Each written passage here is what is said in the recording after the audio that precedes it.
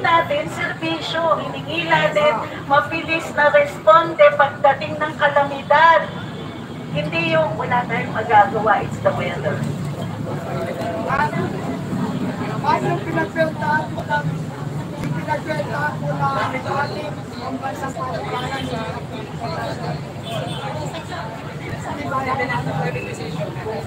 Private operations lang po. Operations lang ang nabigyan. Talaga mo, management mo. Ginagawa talaga yung second.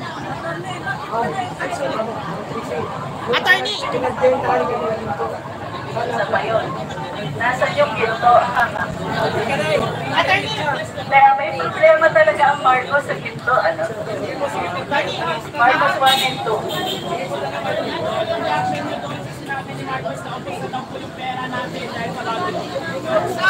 Ubus na yung pera para sa kalamidad. Kaya nga eh, bakit naubos?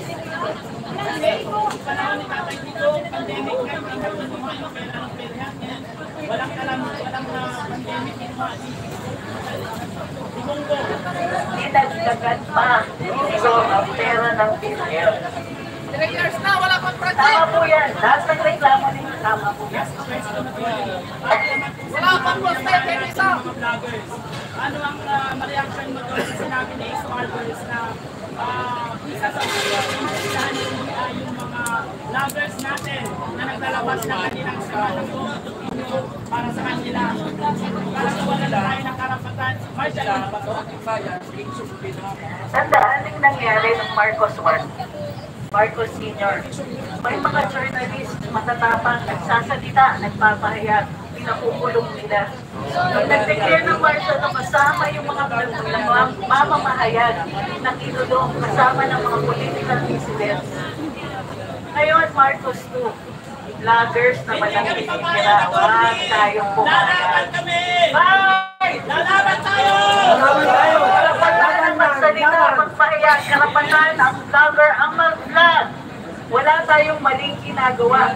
Ang hikayat lang namin bilang mga abogado na nandito, lagay natin yung inanakit natin sa ginagawa nila sa pwesto. Pati yung tingin natin, halimbawa, yung ginagawa ng mga kongresista sa kongreso, yung panggigipit nila kay Inday Sara, yung pagbabastos, yung pagpipilit kung ano ang sasabihin ng mga saksi. Bawal po yun. Tsaka yung mga maling information po na tinatanong nila na hindi naman na naman. Attorney, maiba po. Ang tanong ko po, regarding po sa pagkatao ni BBM, na bilang Pilipino, ang paninindigan dati ni Tatay Digong is, di ba, war on drug.